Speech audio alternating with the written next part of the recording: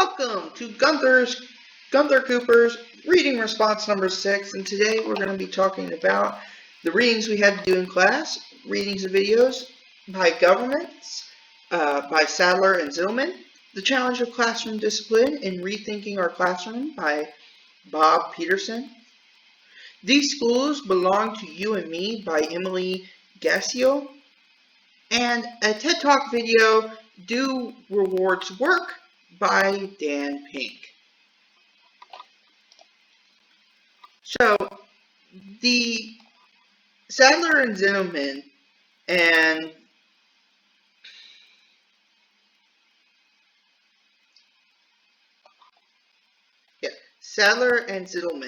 talked about how the school structure for schools.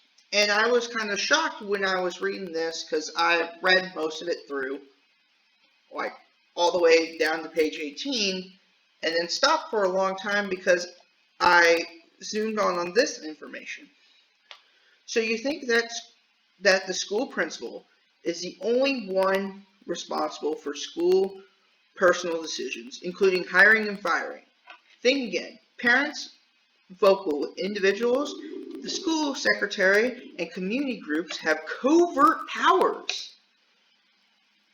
and can bring significant pressure to bear on which teachers stay in school and which leave. These official but highly involved parents and groups constitute the hidden government of school. So basically, schools are run not only by the principals and everything else, like the school administrators and stuff like that, but it's also run by what's called the hidden government. And so if, a parent doesn't like what you say, they can fire you. I can think of a good example right now where my mom works in the school system, and about 2 years ago, a friend in middle school had posted a sign on her door saying, "I'm sorry, children, I've been fired because I let the students get zeros for what they were supposed to, and I got fired for that." So basically, it's saying that, parents and teachers, parents and other people have permission to say what they want to say. So I was thinking about whether we do have democracy in school from this little text, because the democracy comes from, parents and children and everything else. So I was thinking, well, who has the right to say that we have these kinds of things in school? And reading the Retzik, I think that's how you pronounce his name. I could be completely wrong. On page 1, he talks about the most dominant form of organization is bureaucracy in school. And this bureaucracy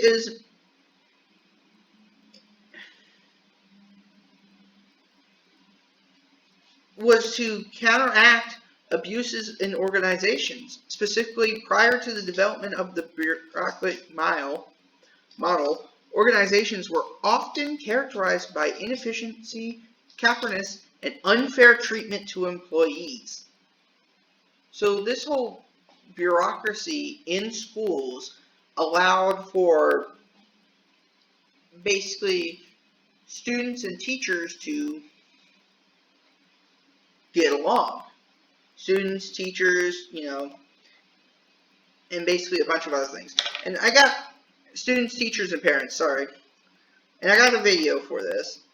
And because I couldn't pull up the slide, we're going to be watching this on YouTube rather than on the slide itself. I figured out how to do it in Burr. This is the viewpoint of Zillman and Sadler talking, but I'll give it up to TFD Supplies to explain what the bureaucracy in the school system look nowadays.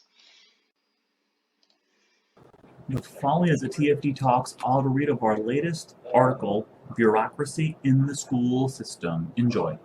We like to think of education as the one U.S. institution that adamantly supports individualism and free speech. In many ways our schools, public and private, do just that. Administrators and teachers encourage free expression and a personal approach to academic development. State and federal education policies take proactive stances in supporting equal opportunities for everyone to attend school, study meaningful topics, and earn certifications and degrees that will prepare them for adult civic life and a career.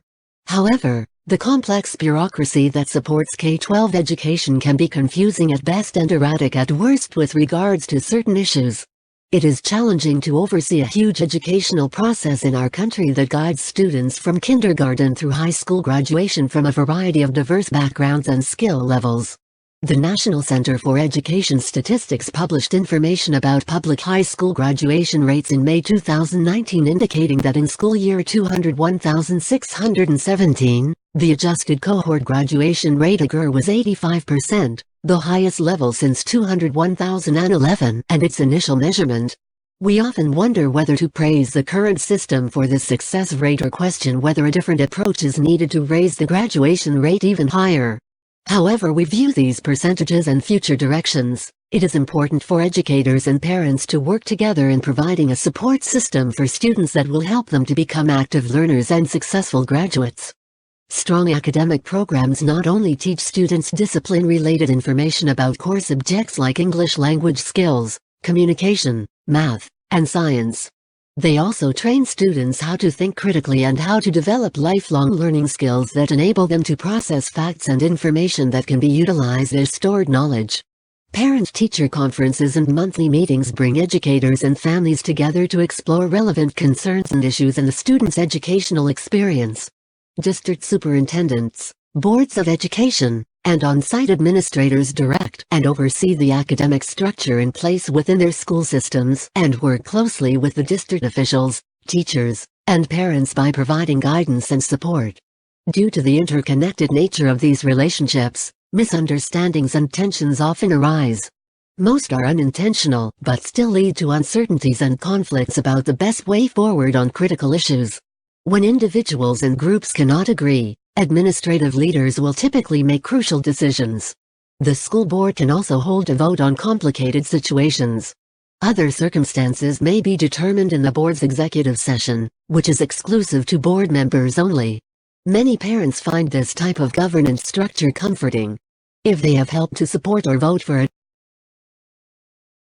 So this explains what Sadler and Stillman were saying when they were saying that parents and educators work together, kind of like a puzzle, where they work together to complete a full story on each child. And I think this is true.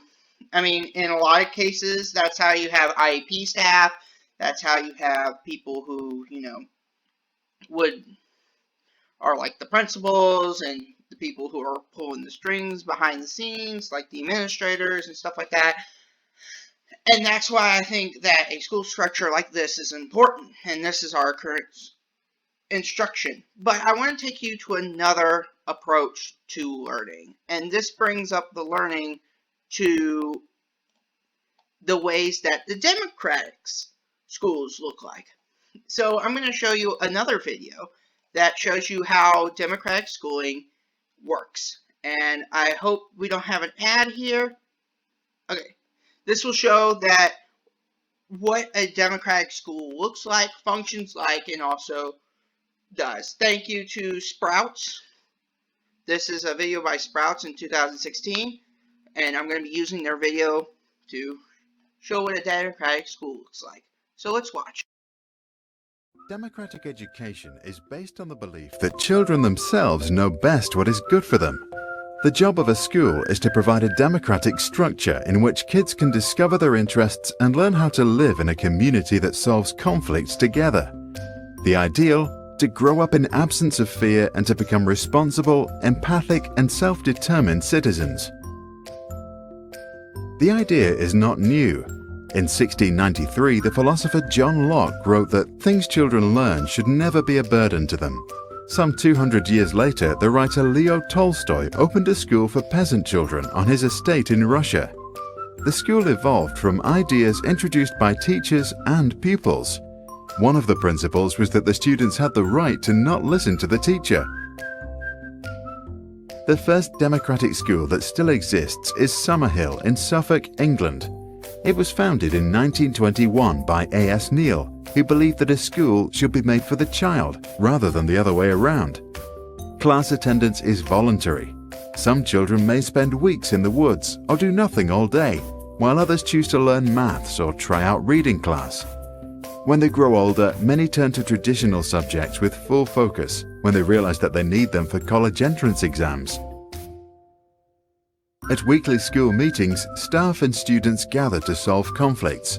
Once a conflict is brought to the meeting, everybody in the school can speak up, mediate, or come up with a solution. After the conflict is discussed and democratically processed, harsh feelings are often buried and staff and students live peacefully. The meetings are also used to work on the school regulations, and anybody can make a proposal for a change of the rules. If one student requests a change, members discuss and then decide by popular vote whether the new idea will be implemented. Sometimes the kids may vote for the abolishment of all rules, but after a few days of total chaos, students usually use the same democratic process to re-implement order, almost as if they all naturally seek structure. In the 1960s, young educators from all over took inspiration from Summerhill and opened so-called free schools. One was the Sudbury Valley School, which was founded in Massachusetts, United States. Sudbury took the ideals of a democratic education even further. Once a year, the school meeting is used to re-elect teachers and principals. Those that don't receive majority vote will be replaced. Today, there are many independent Sudbury and other democratic schools all over the world, spanning from Brazil to Israel to Thailand. Using different structures, they all promote the idea that students and teachers should have an equal say in what to learn and how to work with each other.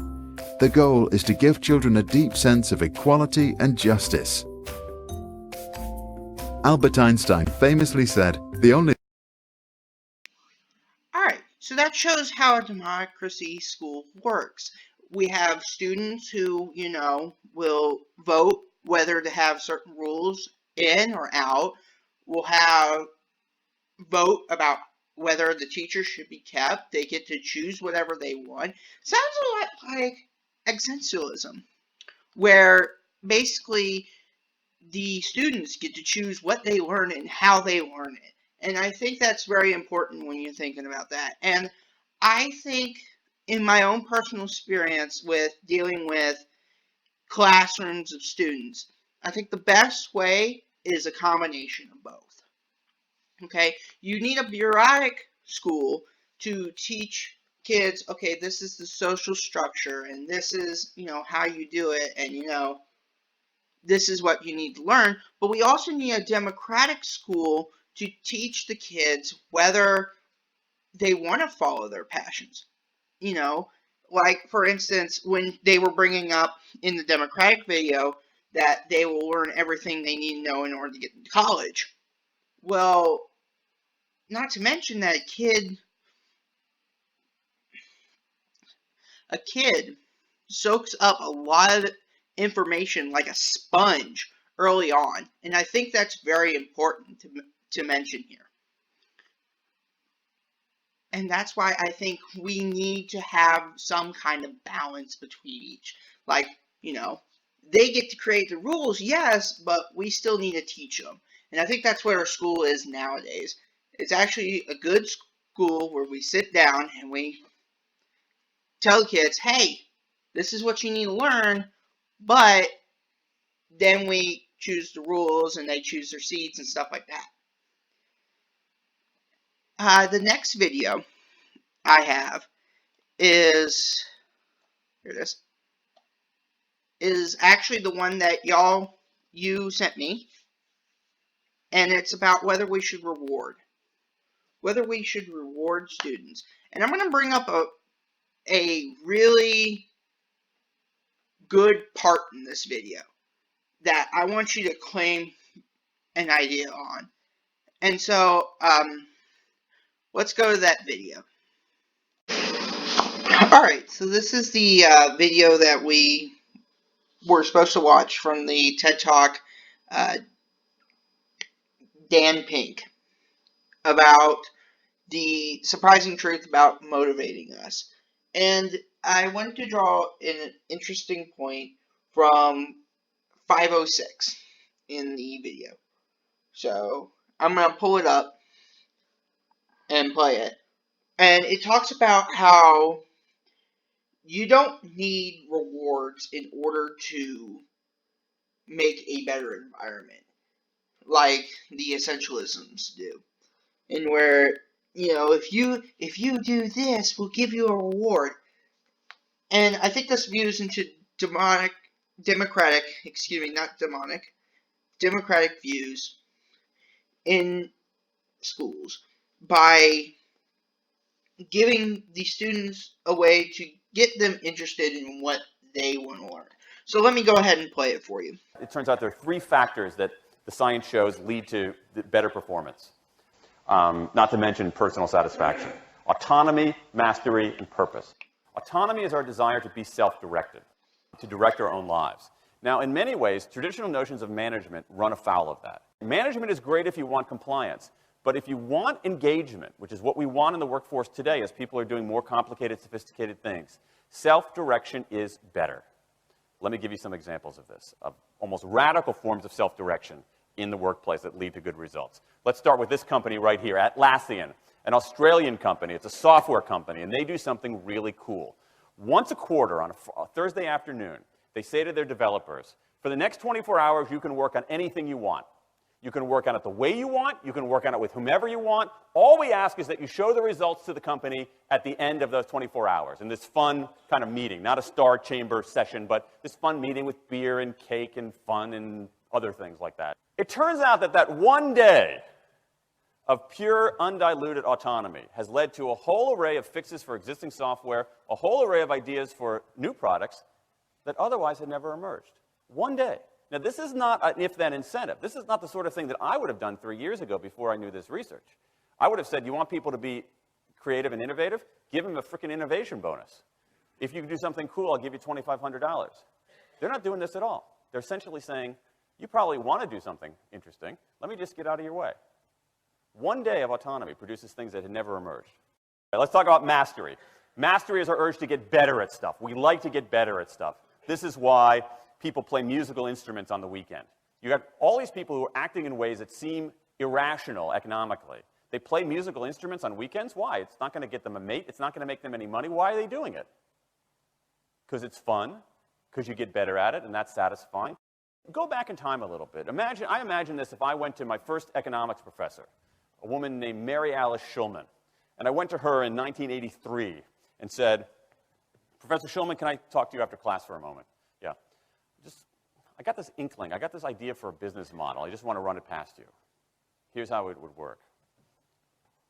You get a bunch of people around the world who are doing highly skilled work, but they're willing to do it for free and volunteer their time, 20, sometimes 30 hours a week. Okay, she's looking at you somewhat skeptically there. Oh, but I'm not done. And then what they create, they give it away rather than sell it. It's going to be huge. I mean, she truly would have thought I was insane. Okay, it seemed to fly in the face of so many things. But what do you have? You have Linux powering 1 out of 4 corporate servers in Fortune 500 companies, Apache powering more than the majority of web servers, Wikipedia. What's going on? Why are people doing this? Why are these people, many of whom are technically sophisticated, highly skilled people who have jobs? Okay, they have jobs. They're working at jobs for pay, doing sophisticated technological work. And yet, during their limited discretionary time, they do equally, if not more, technically sophisticated work, not for their employer, but for someone else for free. That's a strange economic behavior. Economists who look into it, why are they doing this? It's overwhelmingly clear. Challenge and mastery, along with making a contribution. That's it. What you see more and more is a rise. So this shows how students with, not just in the workplace, but also in schools, shows how students, if they are given purpose and which he's going to explain in a few minutes, motivates people to do better things for companies. And so let's finish it off by playing the last of it. Rise of what you might call the purpose motive is that more and more organizations want to have some kind of transcendent purpose, partly because it makes coming to work better, partly because that's the way to get better talent. And what we're seeing now is, in some ways, when the profit motive becomes unmoored from the purpose motive, bad things happen. Bad things ethically sometimes. Sorry, I played that a little bit too long, but it shows how purpose is now changing the workplace. It's now going to change schools because people are no longer, stringed up by the school's way of thinking about it. Now they get their own right to express who they are through school. And I think that's very important. So, in the end, I think that democracy is seen everywhere in school. And this is seen when students help create the rules and when students can vote on activities to improve the school, like a school counselor or something on those lines. Like, oh, we're going to have, would you like to have flowers outside, and which ones, and stuff like that. And that's what my middle school used to do. And talking about middle school, there is truth in the statement. I think that democracy is seen almost everywhere in school. I made a little bit of a typo, but that's fine. I have a teacher back in 8th grade called Mr. Stange. And he was a naturalist. He likes, walking out into the woods. He taught everybody to, how to walk like we were cavemen and stuff like that on like our tippy toes. And how certain plants are poisonous rather than other plants, and how to eat dandelions and stuff like that.